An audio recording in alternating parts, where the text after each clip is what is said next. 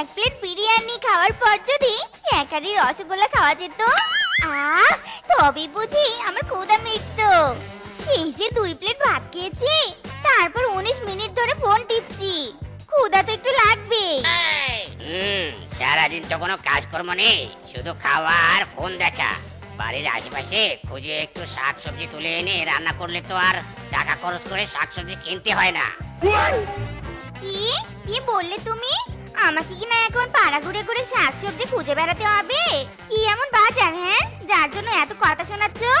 রোজ রোজ তো শাকসবজি কিনে আনো, বছরে তো একদিনও মাংস কেনার মুরত হয়নি তোমার। আবার গলাবাজি করো যে আমরা কোথাকার।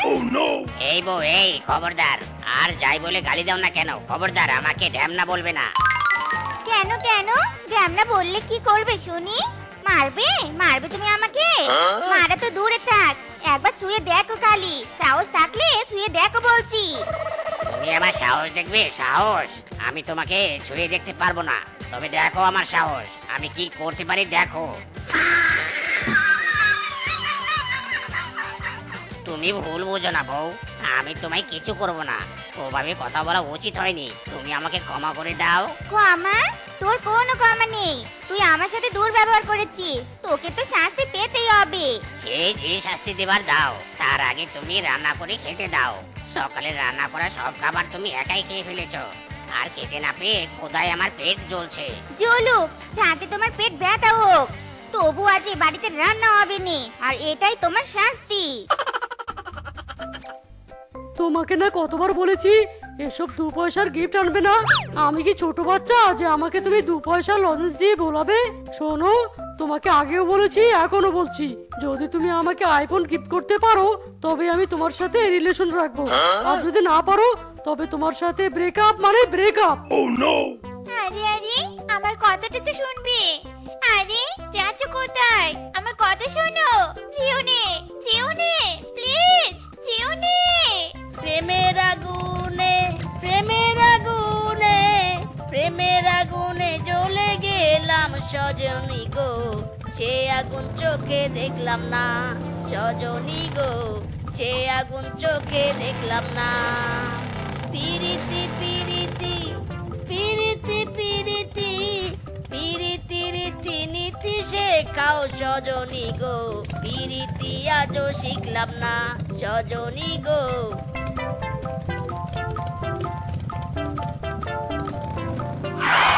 মাইরি, এটা কি দেখছি আমি? How is this possible? এত সুন্দরী মেয়ে কাঁদছে কেন? এই মেয়ে, তোমার চোখে জল কেন? এত সুন্দর চেহারায় জলটা ঠিক মানাচ্ছে না। মাইরি, আজব তো, ফেসের সাথে জলের কম্বিনেশন না থাকলে কি কান্না করা যাবে না নাকি? এসব কি ধরনের কথাবার্তা? আর আপনি কে বলুন তো? আমার নাম মিসকে কোটিপতি। তুমি আমাকে একটু শর্ট করে মিসকে আর আদর করে মিসকু ডাকতে পারো। এবার এসব কথা বাদ দিয়ে তুমি বলো তো কাঁদছো কেন? মানে আসলে তোমার চোখের জল আমি আর নিতে পারছি না। তোমার চোখের জল তীর হয়ে এসে আমার হার্ট ফুটা করে দিচ্ছে। মাইরি, বাবা, এই ড্যামনা দেখি এক দেখাতে দেওয়ানা হয়ে গেছে। তবে কোটিপতি যেহেতু, এর সাথে একটু ভাব করা যায়, এতে যদি কোনো ফায়দা হয়। আরে আরে, কি হলো? তুমি তাকিয়ে দেখছো কি? বলো কি হয়েছে তোমার? তুমি একবার মুখটা ওপেন করে বলো কি প্রবলেম, আমি ফটাফট সব সলিউশন করে দেব। মাইরি, সমস্যা তেমন কঠিন নয়, তবে ভীষণ কষ্টের। আসলে আমার বয়ফ্রেন্ড আমাকে ছেড়ে চলে গিয়েছে। ইরে মাইরি, তাই নাকি? এ তো গুড নিউজ, না মানে ব্যাড নিউজ। তবে তুমি কোনো চিন্তা করো না সুন্দরী, এই মিসকে কোটিপতি তোমাকে কিছুতেই সিঙ্গেল থাকতে দিবে না। মানে কি বলতে চাইছেন আপনি? এত চাপ নিচ্ছ কেন সুন্দরী? সময় হলে সব বুঝে যাবে।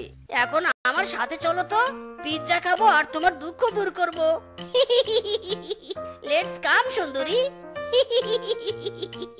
পিৎজা? আমার বয়ফ্রেন্ড তো কোনোদিনও আমাকে পিৎজা খাওয়ায়নি। আজ তো এই সুযোগ হাতছাড়া করা যাবে না।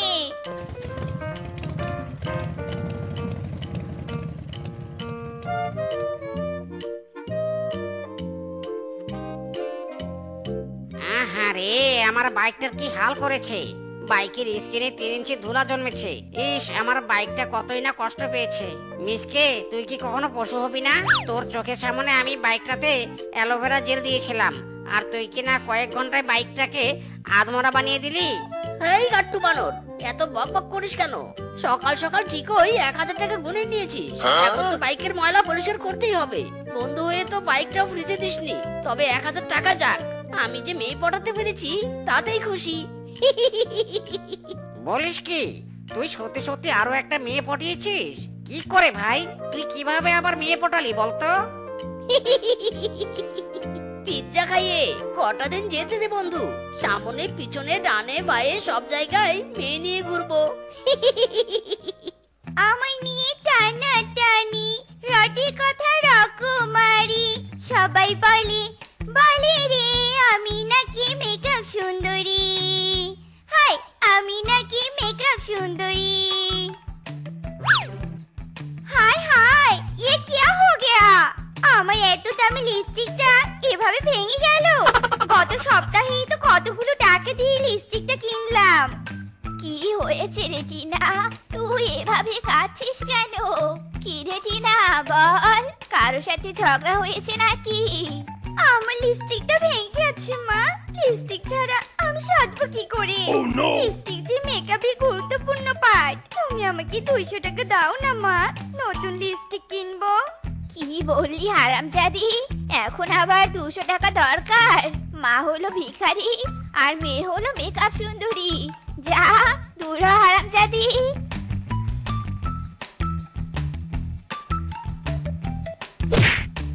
আহ, কি লাগলো? এখন লিপস্টিকের শোকটাই কাটিয়ে উঠতে পারলাম না, তার উপর আবার মায়ের লাথি। দরকার পড়লে রাস্তায় রাস্তায় ঘুরে টাকা জোগাড় করবো, তবু আমি মেকআপ ছাড়বো না। দেখেছো কাণ্ড, দেখেছো? আমি ঝগড়া করে বাড়ি থেকে বেরিয়ে এসেছি, অথচ হারামজাদা শ্বশুরের বেটা এখনো আমাকে নিতে এলো নে। না হয় রাগ করে কয়েকটা লাথি গুঁতোই দিয়েছি, তাই বলে কি হারামজাদা আমি ফিরিয়ে নিতে আসবে নে? ইরে মাইরি, এটা আমি কাকে দেখলাম? শেফা না? সত্যি তো শেফাই মনে হলো। দেখি তো ব্যাপারটা কি। আরে শেফা, তুমি ধনী স্বামীর ঘর ছেড়ে রাস্তায় এসে দাঁড়িয়ে কাঁদছো যে? ব্রেকআপ করার সময় তো খুব বলেছিলে কোটিপতি ছেলেকে বিয়ে করেছো। মানে যা বলেছি সব সঠিক। আমি তো কোটিপতিকে বিয়ে করেছি। আসলে আমার স্বামী আমাকে জোর করে নেকলেস গিফট করতে চেয়েছিল বলে আমি রাগ করে বাড়ি থেকে বেরিয়ে এসেছি। কিন্তু তুমি আবার ভিখারি থেকে লাখপতি হলে নাকি? না মানে এত দামি বাইক চড়ে ঘুরছো তো, তাই বলছি আর কি। না মানে হয়েছে কি, তুমি ব্রেকআপ করার পর থেকে নতুন বিজনেস শুরু করেছিলাম, বাড়ি গাড়ি সব করেছি। এই বাইক ছাড়াও আমার আরো 2টা প্রাইভেট কারও আছে। বলে কি নিজকে এত ধনী হয়েছে? আর দিনমজুর স্বামীর ঘরে কত কষ্টে না আমি আছি, কত কষ্টে না আমার দিন কাটছে। একবার যদি নিজকের সাথে বিয়ে করতে পারি তবে তো লাইফ সেটেল। বলছি কোটিপতি হয়ে আবার নতুন গার্লফ্রেন্ডও জুটিয়েছো নাকি? মাইরি, এই মেয়ে হঠাৎ গার্লফ্রেন্ডের কথা বলছে কেন? শেফা আবার কামব্যাক করতে চায় নাকি? এমন ধনীর বউকে বিয়ে করলে তো কিছু সম্পদ পাওয়া যেতে পারে। না, আমি এই সুযোগ হাতছাড়া করব না। কি যে বলো না শেফা, তোমাকে হারানোর পর আমি আর কোনো মেয়ের দিকে চোখ তুলে তাকাইনি। তুমি আমার জীবনে প্রথম, তুমিই শেষ। মাইরি, সত্যি বলছো? জানো আমিও না তোমাকে বলতে পারিনি। চলো না গো, সব ভুলে আমরা আবার বিয়ে করে নেই। মাইরি, সত্যি বলছো তুমি? ওঠো ওঠো, জলদি ওঠো, বাইকে ওঠো তাড়াতাড়ি। মিয়া বিবি রাজি তো ডাকবো এবার কাজী।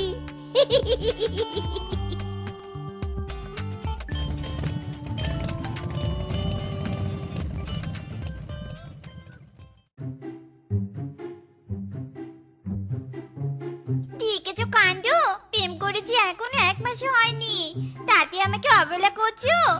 একবার ফোনটা ধরো, কৌশলে ডেকে এনে আমিও মজা দেখাবো। বারবার কে ফোন করছে? তাড়াতাড়ি ফোনটা ধরো, তুমি এত ধনী পশু, ইম্পর্টেন্ট কলও তো হতে পারে। আচ্ছা আচ্ছা, ধরছি, অত চিন্তা করো না। হ্যালো জান, তুমি ফোন ধরছো না কেন? আমি যে তোমার জন্য আইফোন কিনে এনে পার্কে বসে আছি। ইরি মাইরি, আইফোন? তুমি দাঁড়াও, আমি এক্ষুনি আসছি। কি হয়েছে? কি হয়েছে? তোমার আইফোনের কোনো প্রবলেম হয়েছে নাকি? সব পরে বলবো, আগে তুমি এই টাকাটা নাও আর এই ঠিকানায় যাও, আমি সবটা বলবো পরে। এটা কি হলো? নতুন বউ রেখে চলে গেল। আপাতত বাড়ি যাই, তারপর হবে। জান, আর কত? এই নিয়ে তো 113 বার হলো, এবার তো আইফোনটা দাও। আইফোনের প্রতি এত লোভ কেন? হ্যাঁ, তুমি আমাকে ভালোবাসো নাকি আইফোনকে? বর্ষাতে যখন এসেছো আগে আমার বিয়ে করো, তবে আইফোন পাবে। মাইরি, আইফোনের জন্য বিয়ে করতে হবে? হোক, শখ পূরণের জন্য না হয় বিয়ে করব। ওকে চলো জান, আজই তোমায় বিয়ে করব।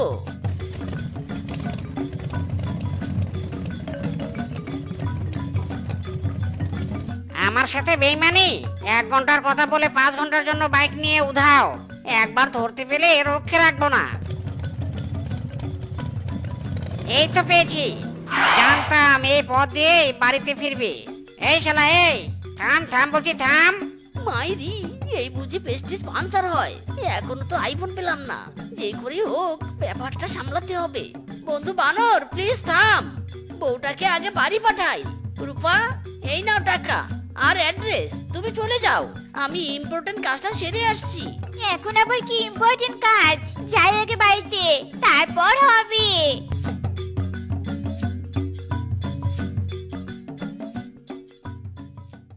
না বন্ধু, তুই কিন্তু এই কাজটা একদম ঠিক করিসনি। আমার বাইক নিয়ে গিয়ে বিয়ে করে ফেললি, অথচ আমায় একটাবার জানালি না। এবার কিন্তু আমি তোর বউয়ের কাছে গিয়ে সবটা বলে দেব। মাইরি, এই নানা বন্ধু না, এমন কাজ করিস নে। শোন, আমি তোকে বাইকের ভাড়া দিচ্ছি, তবুও তুই আমার বউয়ের কাছে যাস নে রে ভাই। এখনো যে অনেক জিনিসপত্র নেওয়া বাকি। মাইরি, আমার মানিব্যাগ চিন্তাই। আই কামিং লেডি চোর, তোমার ব্যবস্থা আমি করছি। এই যা, টাকাটাও নিতে পেলাম না, আবার আমার বাইক নিয়েও চলে গেল। এই দাঁড়া শালা, দাঁড়া দাঁড়া।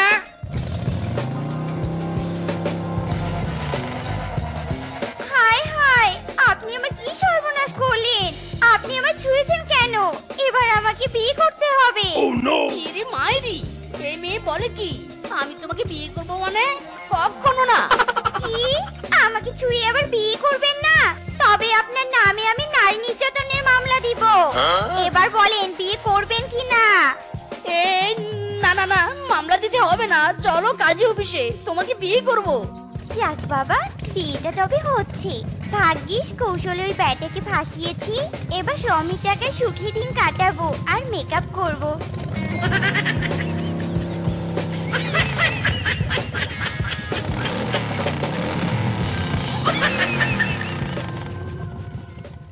আরে আরে, এরা কারা? আমায় তুমি কোথায় নিয়ে এলে? এরা দুজন আমার বউ, আর এটাই আমার বাড়ি। হারামজাদা ভিখারি কোথাকার! ভাঙ্গা বাড়িতে থেকে কোটিপতি বলে পরিচয় দিয়েছিস? এত বড় প্রতারণা! দুটো বউ রেখে আমাকে আবার বিয়ে করেছিস? আজ তো রক্ষে নেই। ইরে মাইরি, 3 বউ তোরা কি করছিস রে? থাম থাম, মরে গেলাম রে, ওরে বাবা।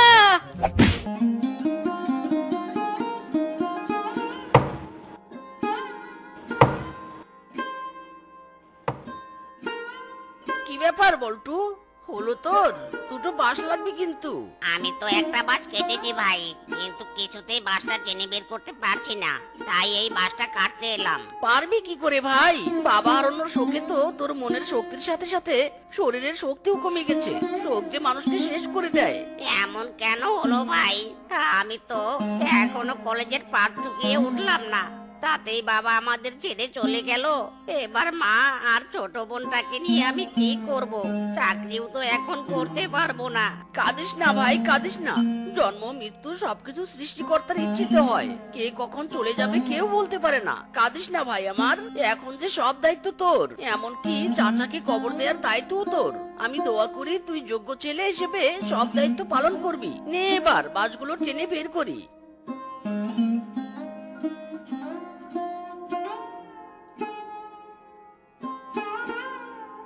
আর কতদিন এভাবে কাঁদবে ভাবি?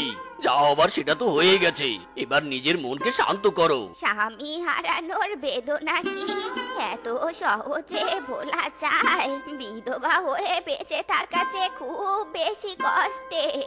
চাচি, তোমার কষ্ট হয়তো আমরা পরিমাপ করতে পারছি না, কিন্তু তোমার ছেলে মেয়েদের কথাও তো তোমাকে ভাবতে হবে, তাই না? এখন তুমি ছাড়া বল্টু আর চুমকির আপন বলতে কেউ নেই। তাছাড়া শক্ত হাতে সংসারের হালও তো ধরতে হবে। মিসকে একদম ঠিক কথাই বলেছে ভাবি। আর তোমাকে একটা কথা বলতে এলাম, বল্টুর লেখাপড়া তো এখনো শেষ হয়নি। মিসকের কাছে শুনলাম বল্টুর ফাইনাল পরীক্ষা হতে আরো 3 মাস বাকি। তাই আমি সিদ্ধান্ত নিয়েছি বল্টুর পড়াশোনার খরচ আমি চালাবো। আর আমি সিদ্ধান্ত নিয়েছি বল্টুর যতদিন চাকরি না হচ্ছে ততদিন তোমাদের যা চাল ডাল লাগবে আমার দোকান থেকে দিব। শোন বল্টু, তোদের যখন যা দরকার হবে আমার দোকান থেকে নিয়ে আসবি, কেমন? সত্যি তোমরা আমাদের অনেক বড় উপকার করলে। বল্টুর বাপ তো সামান্য কৃষক ছিল, ঘরে 1 বস্তা ধান ছাড়া আর কিচ্ছু নেই। আমি তো ভেবেছিলুম এবার বুঝি তালা হাতে পথে নামতে হবে। না চাচি, বনবাসীরা এত নিষ্ঠুর নয় যে কারো বিপদ দেখে হাত গুটিয়ে বসে থাকবে। তুমি নিজেকে সামলে রেখো, চিন্তা করো না, বনবাসী তোমাদের সাথেই আছে।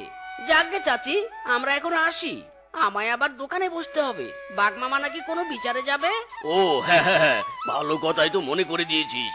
আমি তো ভুলেই গিয়েছিলাম, বয়স হয়ে গেছে, সব কথা তো মনেও থাকে না। ছেড়ে দে বাপ, ছেড়ে দে, এমন করিস নে, দোহাই লাগে, আমার ছাগলটাকে ছেড়ে দে। আহা গোলাপি বুড়ি, ঝামেলা করছো কেন? তুমি তো জানোই এই ফিসকিডনের নজরে যা পড়ে তা কখনো রক্ষা পায় না। তোমার ছাগলটাও আমার খুব পছন্দ হয়েছে, এই ছাগলের মাংস দিয়েই আজ পিকনিক খাবো আমি। না বাবা, এমন করিস না, এই ছাগল বিক্রি করে মেয়েটার কলেজে টাকা দিব। দোহাই লাগে বাপ, আমার ছাগলটাকে ছেড়ে দে। দূর গোলাপি বুড়ি, এমন অন্যায় আবদার করো না তো। আমি যখন বলেছি এই ছাগল নিয়ে পিকনিক খাবো, তবে এই ছাগল আমি নিয়েই যাব। আর মেয়েকে এত লেখাপড়া করিয়ে কি হবে? তুমি বরং তোমার মেয়েকে বিয়ে দিয়ে দাও।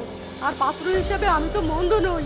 চুপ কর শয়তান ছেলে, ছাগলটার উপর নজর পড়েছে, ছাগল নিয়ে সন্তুষ্ট থাক। আমার মেয়ের উপর নজর দিবি না একদম, গুন্ডা বদমাইশ কোথাকার।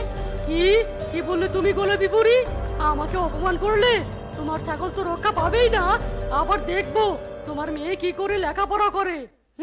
হায় বিধাতা, এ কি সর্বনাশ হলো! বদমাস ছেলেটা তো আমার ছাগলটা নিয়ে গেল। এবার আমার মেয়েটার কলেজের টাকা দিব কি করে? হায় হায় রে! সুন্দরী চলেছে একা পথে, সঙ্গী হলে দোষ কি তাতে? রাগ করো না সুন্দরী গো, রাগলে তোমায় লাগে আরো ভালো। এই সুন্দরী চলেছে একা পথে। হায় বিধাতা, এ কোন বিপদে পড়লো! এই লুচ্চা গুন্ডা আজ আবার আমার পিছু নিয়েছে কেন? কে জানে কি মতলব। আশেপাশে তো কাউকে দেখতে পাচ্ছি না। আরে সুন্দরী একা নাকি? কথা বলছো না কেন? বলো বলো, কথা বলো, লাগছে তোমায় হেবি সুন্দরী।